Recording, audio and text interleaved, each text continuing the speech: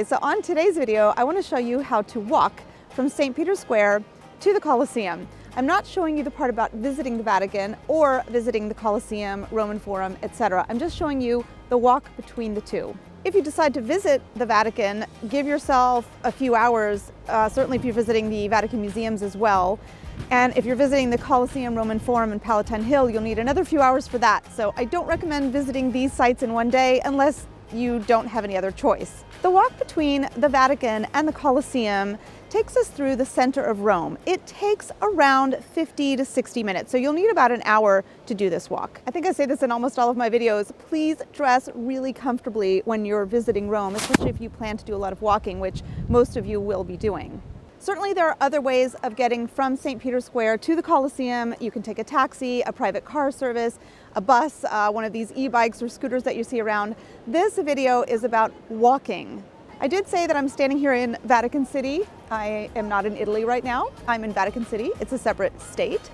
If you're curious about this, I have a page all about it on the website. So we are basically going to just head right out of Vatican City and enter Italy. You guys see this white stripe right here? This is the border between Vatican City and Italy.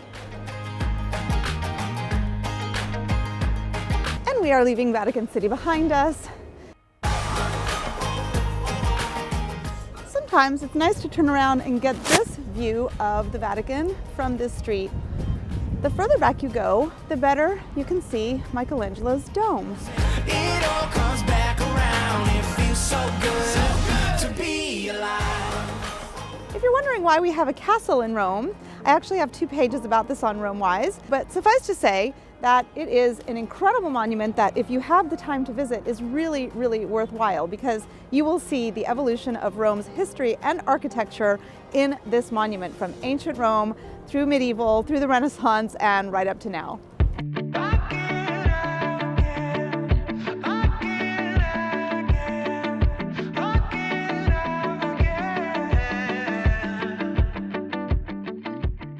Once you're on this bridge, here is a little photo tip for you. You can get a nice shot of the dome of St. Peter's from here. You can also get it looking through this grate down here, and it makes for an interesting shot for your Instagram. And here is another photo tip for you. If you come over here to this side of the bridge, you can have a really nice shot of the castle and the bridge. You can also even go down these stairs and get some shots from down below. Okay, we've made it to the other side of the Tiber. Now we are going to be visiting the center of Rome. I just want to show you this really amazing thing right here. This is called spoglia, which means ruins from ancient Rome that have been reused to make something else. You'll find this all over Rome.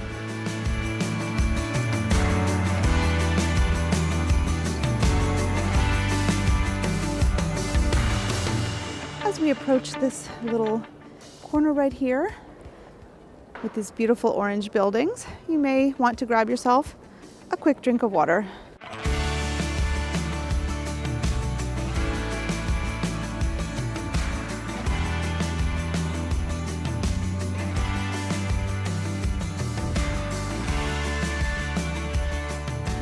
I finally seem to have escaped the wind a little bit here on Via dei Coronari.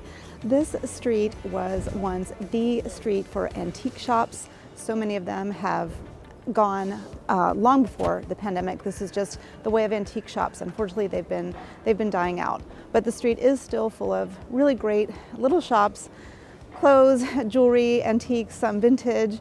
There's probably something for everybody on this street. We are about to come to Gelateria del Teatro, which is one of my favorite places for gelato in Rome. So let's have a quick break for some gelato.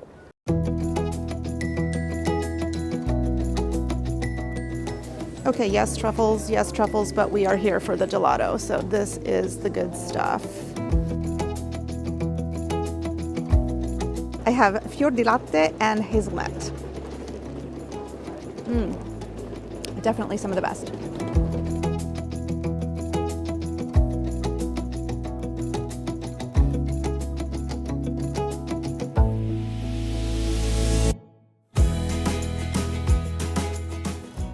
We've reached the end of Via dei Coronari. We're going to come right over here to this not very attractive building, and we're going to check out Piazza Navona. Yep, it's right behind there.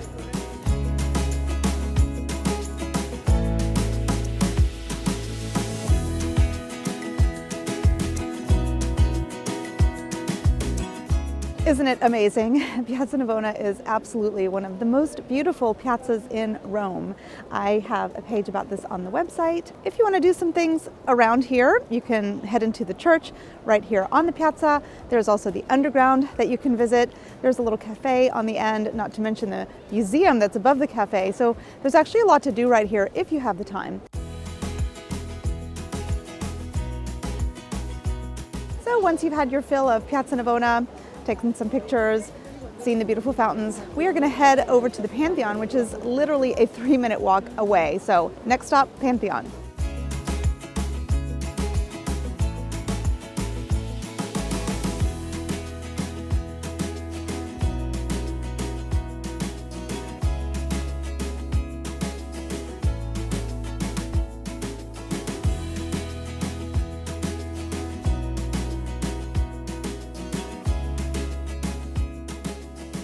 We are now in Piazza San Luigi dei Francesi, between Piazza Navona and the Pantheon straight ahead. I'm stopping here because I just want to let you know, in case you feel like stopping, this church is really amazing. 3 paintings by Caravaggio adorn one of the chapels in here, and it is absolutely worth a visit if you have time.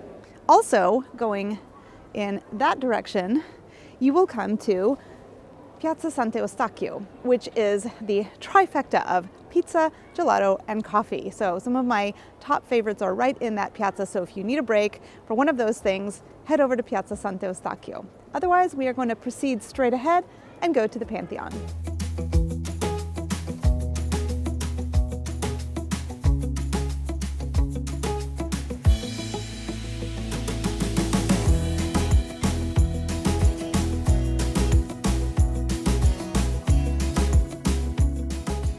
Don't you just love that impact when you turn the corner and there it is, the Pantheon? I just can never get enough. I am always completely gobsmacked by this amazing building from ancient Rome.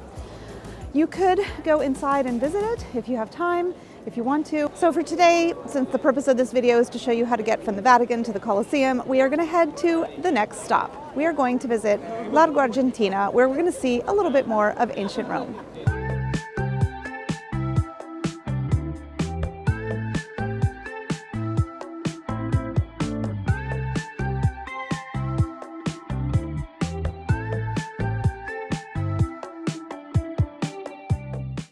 Now you can see why I took you past the left side of the Pantheon, so you could see this beautiful sculpture by Gian Lorenzo Bernini, this elephant with the ancient Egyptian obelisk on top in front of the church of Santa Maria sopra Minerva, which is a stunning church. If it is open and if you have time, you certainly could pop in, but at least you get to see the elephant on the way.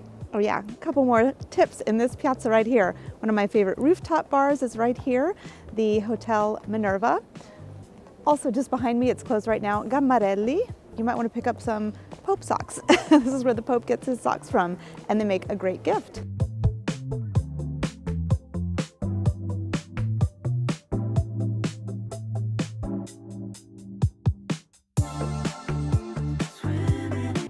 You can take a look at these amazing ruins, which is where Julius Caesar was assassinated.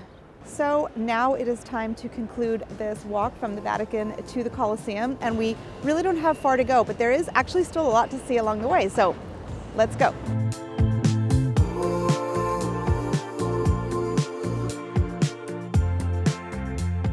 All right, we are here at Piazza Venezia. We're going to go around Piazza Venezia, down the Fori Imperiali to the Colosseum, but if you have time, you can also go up the steps, up the ramp over there of Campidoglio, and have an incredible view out over the Roman Forum, and then head down the back way and continue on to the Colosseum. But for today's video, because we're doing a pretty straight walk to the Colosseum from the Vatican, we're just going to go around this big giant wedding cake, as it's nicknamed.